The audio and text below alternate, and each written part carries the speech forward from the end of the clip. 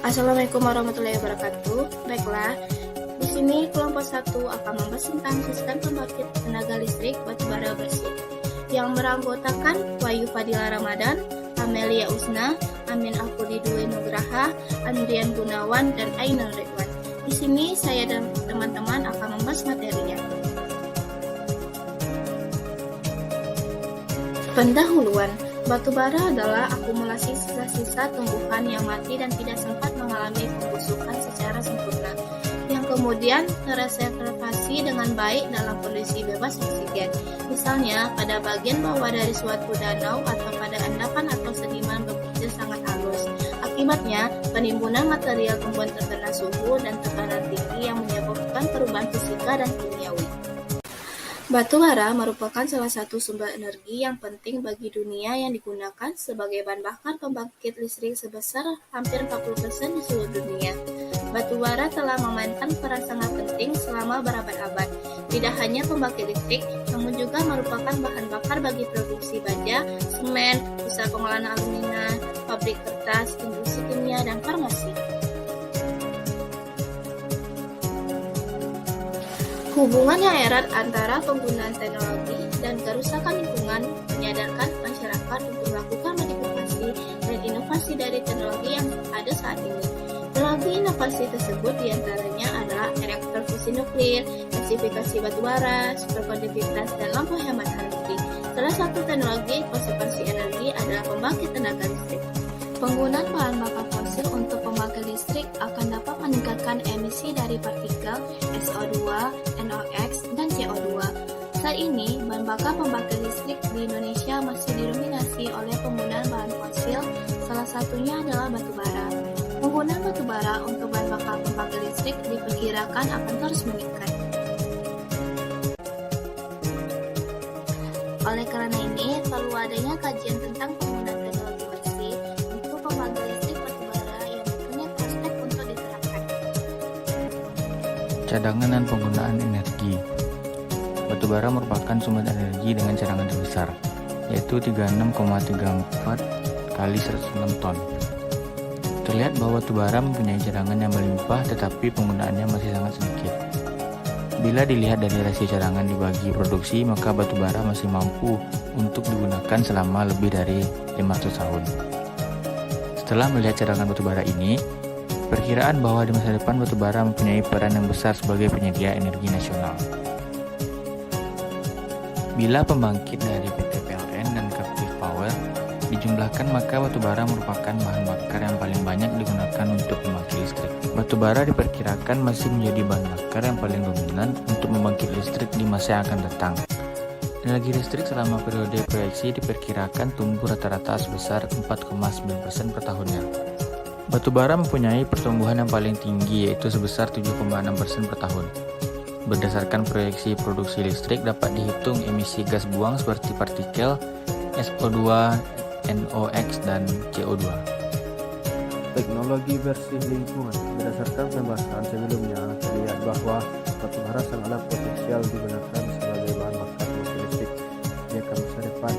Tapi ada beberapa kendalanya, yaitu 1. Batubara berbentuk padat sehingga sulit dalam penanganannya. 2. Batubara banyak mengandung unsur lain, misalnya sulfur dan nitrogen, yang bisa menimbulkan emisi pada polutan. Untuk mengatasi kendala tersebut, teknologi bersih merupakan alternatif yang dapat diterapkan. Teknologi tersebut yaitu yang pertama, diterapkan pada tahapan pembakaran. Yang kedua, diterapkan pada sebelum pembakaran. Prinsip kerja. 1. Batubara dari luar dialirkan ke penampang batubara dengan konveyor, lalu dihancurkan dengan pemecah batubara untuk menjadi tepung batubara. Kedua, kemudian batubara halus ini dicampurkan dengan udara panas oleh valve duct valve sehingga menjadi campuran udara panas dan bahan bakar batubara. Yang ketiga, dengan tekanan yang tinggi, campuran udara panas dan batubara disemprotkan ke dalam boiler sehingga akan terbakar dengan cepat seperti semburan api. 4. Selanjutnya, air dialirkan ke atas melalui pipa yang ada di sini boiler. Air ini akan dimasak dan menjadi uap air untuk kemudian dialirkan ke tabung boiler guna untuk memisahkan uap dari air yang di bawah. 5. Kemudian uap akan dialirkan ke superheater untuk melipat gandakan suhu dan tekanan uap sampai mencapai suhu 570 derajat Celcius dan tekanan sekitar 200 bar yang menyebabkan pipa juga berpijar merah. 6. Uap dengan tekanan dan suhu yang tinggi inilah yang menjadi sumber tenaga turbin tingkat tinggi pertama dari 3 tingkatan. 7. Untuk mengatur turbin agar mencapai set point, petugas akan men-set stream governor valve secara manual ataupun otomatis. 8. Suhu dan tekanan uap yang keluar dari turbin tekanan tinggi akan sangat berkurang drastis. Untuk itu, uap ini dialirkan lagi ke boiler radiator untuk meningkatkan suhu dan tekanan lagi. Selanjutnya, yang ke-9, uap tersebut akan digunakan sebagai penggerak turbin tingkat kedua atau disebut turbin tekanan sedang.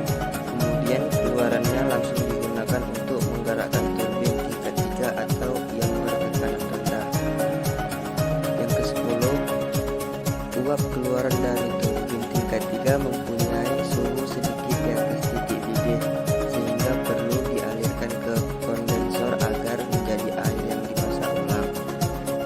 Selanjutnya, untuk poin yang ke-11, air tersebut akan dialirkan melalui deaerator oleh feed pump untuk dimasak. Mulanya dipanaskan di feed heater yang panasnya bersumber dari high pressure set, kemudian ke economizer sebelum dikembalikan ke tabung boiler. Poin 12, sedangkan air pendingin dari kondensor akan disemprotkan ke dalam cooling tower, dan inilah yang menyebabkan timbulnya asap air pada cooling tower. Selanjutnya, air yang sudah agak dingin ini dipompa balik ke kondensor sebagai air pendingin ulang. 13. Ketiga turbin digabung dengan shaft yang sama dengan generator 3 fasa.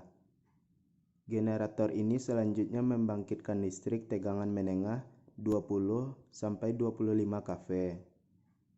14. Dengan menggunakan transformer 3 fasa, tegangan dinaikkan menjadi tegangan tinggi berkisar 250 sampai 500 kV yang kemudian dialirkan ke sistem transmisi 3 fasa. 15. Sedangkan gas buang dari boiler dihisap oleh kipas penghisap agar melewati elektrostatik precipitator untuk mengurangi polusi, dan kemudian gas yang sudah disaring akan dibuang melalui cerobong. Komponen 1. Pompa 2. Boiler 3. Turbin uap 4. Kondenser. Fungsi dari komponen 1. Boiler digunakan untuk menghasilkan uap. 2. Turbin uap berfungsi untuk menghasilkan tenaga mekanik. 3. Kondensor digunakan untuk mendinginkan uap bekas dari turbin uap. Sekian dari kelompok 1 yang membahas tentang